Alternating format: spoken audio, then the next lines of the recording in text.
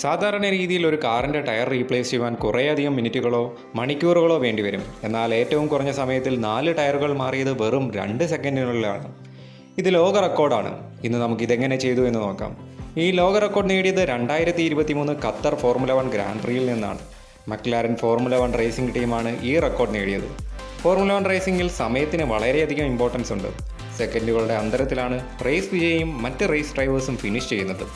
ആയതിനാൽ തന്നെ കാറുകളുടെ ടയർ മാറുന്നതിൻ്റെ സമയത്തിനും അതിലേറെ ഇമ്പോർട്ടൻസ് ഉണ്ട്. ഒരു റേസ് എന്ന് പറയുന്നത് 1.5-2 മണിക്കൂറുകൾ ദൈർഘ്യമുണ്ടാകും. 300ഓളം കിലോമീറ്ററുകൾ ഇവയോടുന്നു. ആയതിനാൽ ടയറുകൾ മാറേണ്ടതായി വരും. 350 km/h സഞ്ചരിക്കുന്ന ഈ കാറുകൾ ടയർ മാറുന്നതിന് വേണ്ടി പിറ്റ് ലൈനിലേക്ക് എൻ്റർ ചെയ്യും. പിറ്റ് ലൈനിൽ കാറുകളുടെ വേഗത ലിമിറ്റ് ചെയ്യുന്നു. 60 km/h സ്പീഡ് ലിമിറ്റ്. ഓരോ ടീമുകൾക്കും അവരുടേതായ ഗ്യാരേജുകളുണ്ട്. അതുപോലെ തന്നെ കാറുകൾ നിർത്തി സർവീസ് ചെയ്യുവാൻ പിറ്റ് ബോക്സുകളുമുണ്ട്. ഫോർമുല 1 റേസിംഗിൽ ഇപ്പോൾ 11 ടീമുകളുണ്ട്. McLaren, Mercedes, Ferrari, Red Bull Racing, Williams, Alpine, Racing Bulls, Aston Martin, Haas, Audi, Cadillac.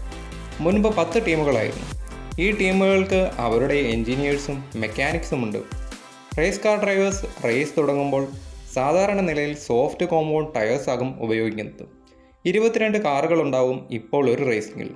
നിശ്ചിത ലാപ്പുകൾ പൂർത്തിയാകുമ്പോൾ ഈ ടയറുകളുടെ പെർഫോമൻസ് കുറയും.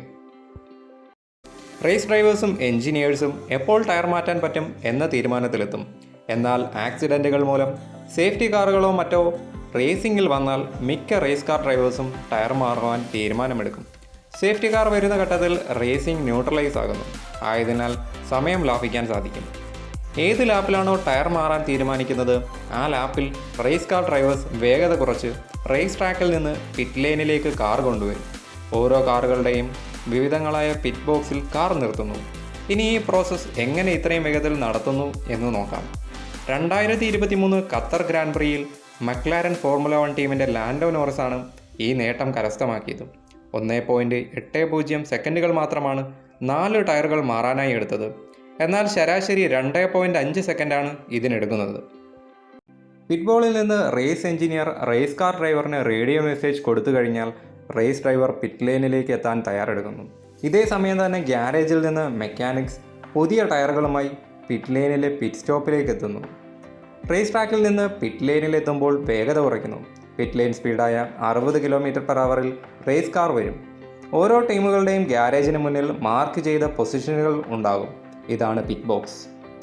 4 പുതിയ ടയറുകളുമായി 4 മെക്കാനിക്സ് ഫ്രണ്ട് ബാക്ക് പൊസിഷനുകളിൽ പിറ്റ് ബോക്സിൻ്റെ വശങ്ങളിൽ വെയിറ്റ് ചെയ്യുന്നുണ്ടാവും. അതുപോലെ തന്നെ വീൽ ഗണ്ണുകളുമായി 4 പേരും. പഴയ ടയറുകൾ ഊരി മാറ്റുവാൻ 4 പേരും. കാർ സ്റ്റെബിലൈസ് ചെയ്ത് നിർത്തുവാൻ 2 പേരും. ഫ്രണ്ട് റെയർ എൻഡുകളിൽ ജാക്ക്മാൻമാരും ഫ്രണ്ട് റിംഗ് അഡ്ജസ്റ്റ് ചെയ്യാൻ മെക്കാനിക്സും ഉണ്ടാകും. ഗ്രീൻ ലൈറ്റ് നൽകുവാൻ ഒരാൾ വെയിറ്റ് ചെയ്യുന്നുമുണ്ടാകും. റേസ് കാർ പിറ്റ് ലൈനിൽ എൻ്റർ ചെയ്ത് തൻ്റെ ടീമിൻ്റെ ഗ്യാരേജിന് മുന്നിൽ മാർക്ക് ചെയ്തിരിക്കുന്ന പിറ്റ് ബോക്സിലെത്തുന്നു. അപ്പോഴേക്കും ഫ്രണ്ട് ജാക്ക്മാൻ ജാക്ക് പ്രസ് ചെയ്ത് കാർ ഉയർത്തുന്നു. റെയർ എൻഡിൽ നിന്ന് റെയർ ജാക്ക്മാനും ഉയർത്തുന്നു. ഈ സമയത്തിൽ തന്നെ വീൽ ഗൺ ഉപയോഗിച്ച് നട്ടുകൾ ഊരിമാറ്റുന്നു.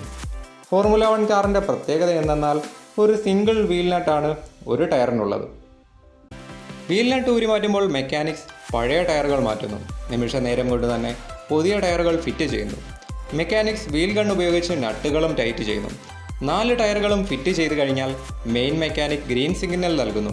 ഫ്രണ്ട് ആൻഡ് റെയർ ജാക്ക്മാൻ ജാക്കുകൾ റിലീസ് ചെയ്യുന്നു. Race car driver throttle apply ചെയ്യുന്നു. കാർ പിറ്റ് ബോക്സിൽ നിന്ന് പിറ്റ് ലൈനിലേക്ക് നീങ്ങുന്നു. പിന്നീട് റേസ് ട്രാക്കിൽ ജോയിൻ ചെയ്യുന്നു. ഏകദേശം 20ഓളം മെക്കാനിക്സ് ഒരു റേസ് കാറിൻ്റെ ടയർ മാറ്റുവാനും മെയിൻ്റനൻസിനുമായി വെയിറ്റ് ചെയ്യുന്നുണ്ടാവും. 1.80 സെക്കൻഡുകളിൽ ഈ റെക്കോർഡ് മക്ലാരൻ ടീം നേടിയെടുത്തിരുന്നു. വരുന്ന സമയങ്ങളിൽ ഇത് വീണ്ടും കുറയുമോ എന്ന് നമുക്ക് നോക്കാം. ഈ വീഡിയോ ഇവിടെ അവസാനിക്കുന്നു. വീഡിയോ നിങ്ങൾക്ക് ഇഷ്ടമായി എന്ന് വിശ്വസിക്കുന്നു. ലൈക്ക്, കമൻറ്റ്, ഷെയർ, സബ്സ്ക്രൈബ് കൂടി ചെയ്യണേ. ബെൽ ഐക്കൺ പ്രസ് ചെയ്യാൻ മറക്കല്ലേ. പുതിയ ടോപ്പിക്കുമായി വീണ്ടും കാണാം.